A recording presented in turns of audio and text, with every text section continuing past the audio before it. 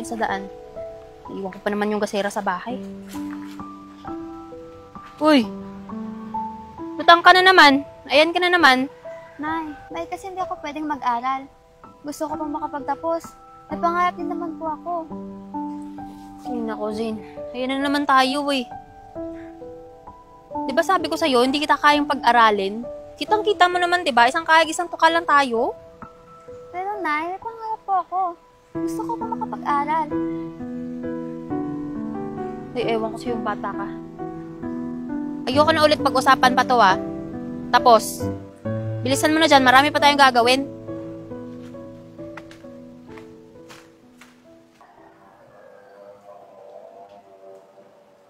Hello? Kumusta ka na, babe? Uy, babe, talaga? Ikaw naman masyado ka nagmamadali. Di pa nga kita sinasagot. At saka, ang layo kayo ng agwat natin. Ay, sensya ka na. Na-excite na kasi ako eh. Tsaka, age doesn't matter naman, di ba? Hay nako, ewan. Hindi pa ako handa sa ganyan. Bata pa ako. At gusto ko pa makapag-aral at makapagtapos. Hindi ako magpapaaral sa'yo. Total, may trabaho naman ako. Kayang-kaya kitang pag-aralin. Saan mo ba gusto? Hay nako, wag na. Maya na lang tayo mag-usap ulit. Hinahanap na ako ni nanay.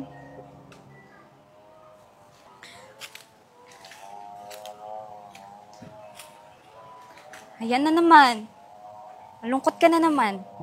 Away na naman ba kayo ng nanay mo? Ano pa nga ba? Tsaka, alam mo ba, may nanligaw sa akin. Tapos sabi niya, pag-aaralin daw niya ako. Ano? Pag-aaralin ka niya? Paano? May trabaho ba siya? Tsaka hindi mo pa nga yan kilala eh. Dapat mag-ingat ka. Yun ang sabi niya sa akin at nag-iingat naman ako. Alam mo naman na gustong-gusto ko talagang magkapag-aral eh. May trabaho siya? So, ibig sabihin, may edad na siya. Naku, mag-ingat ka dyan ha. Tsaka wala pa tayo sa wastong edad para dyan. Tsaka baka mamaya kung anong gawin yan sa'yo. Ito naman masyadong praning. Isa pa, ikaw lang nakakaalam nito at alam mo naman gusto kong hanapin yung tatay ko at makapagtrabaho ako. Naguluhan na talaga ako. Masyado akong nag-aalala para sa'yo.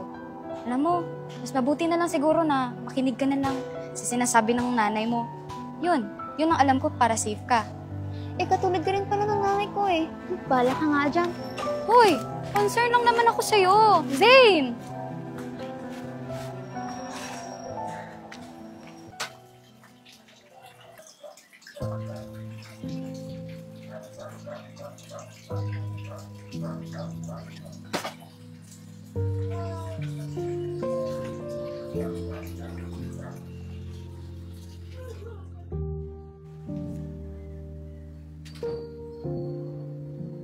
Wala naman siya dito. Nasaan yung mga gamit niya?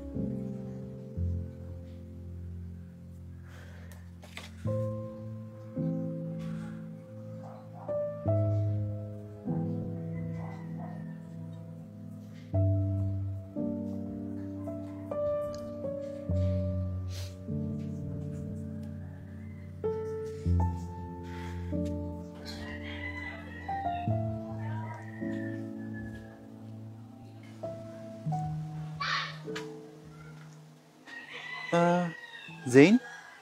Jonathan? Oh, ito. Mag-juice ka muna.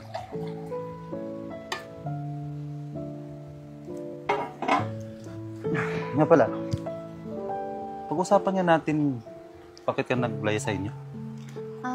Kasi nag-away kami ni nanay eh. Nagpumilit kasi ako na gusto kong mag-aral. So, ganun. Kaya, kinontak mo ako. Oo, kasi ikaw lang sumang-ayon at sumuporta sa gusto ko eh. Alam kong mali ang desisyon ko pero... Kahit ano pa yan, mali pa rin yung ginawa mo. Dapat nakinig ka sa nanay mo kasi ang bata-bata mo pa. Bawal ka pang sumama sa akin. Ano, ako, may edad na. Di naman malaman ng ibang tao kung di natin sasabihin sa kanila, di ba? At isa pa, magaan ang loob ko sa'yo. At alam kong ligtas ako dito. Sige, kung ganon, pumarito ka na muna habang naghihintay ka sa susunod na pasukan. Salamat ha. Inumin mo na yung juice mo. Kukuha lang ako ng merienda.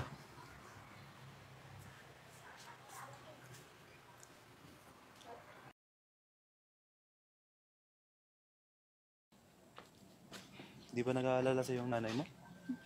Siguro, nag-aalala. Pero, hayaan mo na. Tara, masal muna tayo. Si Zane ba yun?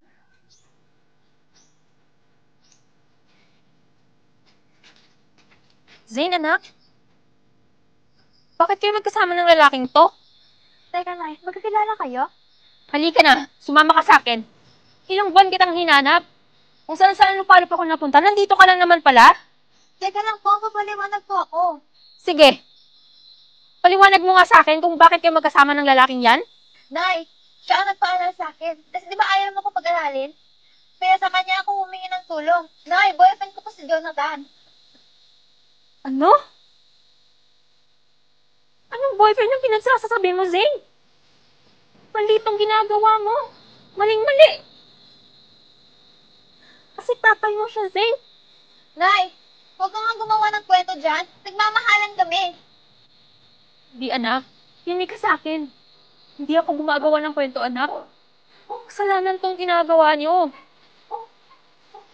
Anak! Wala ka namang sinabi sa akin na may anak tayo. Saan naman eh? Para saan pa? Para ano pa? Eh, di ba nakabuntis na yung ibang babae? Kaya mas pinili ko na lang na ilihim sa yung lahat.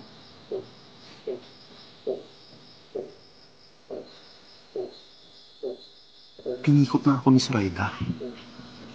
At hindi ako ang ama na dinadala ng babaeng yun.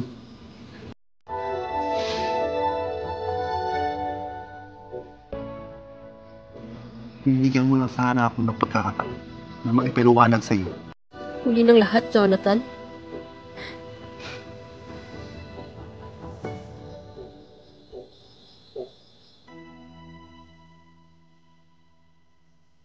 Nay? Anak?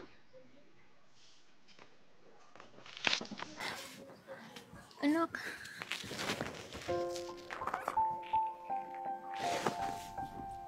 Tawarin mong nanay na ka. Hindi ko talaga inakalang tong kasi ganun. Nay, huwag yun na pong isipin yun. Nangyari na ang nangyari. Kung sana nakinig na sana ako sa'yo. Hindi sana tayo humantong sa ganito. Sorry, anak. Nay, wala na yun. Okay na ako ngayon. May malangan na po akong trabaho ngayon. At matutulungan na po kita ngayon. Ako, wag na, anak. Itabi mo na lang yan para sa pag-aaral mo. Kaya ko naman ang sarili ko eh. Dapat nga, ako yung nagpapaaral sa'yo. Nay, nakatanggap po ako ng scholarship. So, okay na po yun. Anak, tungkol pala dun sa tatay mo. Tawarin mo ako ah. Hindi ko sinabi sa'yo. Huwag mo na pong isipin yun, Nay. Mahalaga. Okay na tayo ngayon. At mas mabuti na tayo na lang dalawang magkakasama. Mag-move on na lang po tayo, Nay.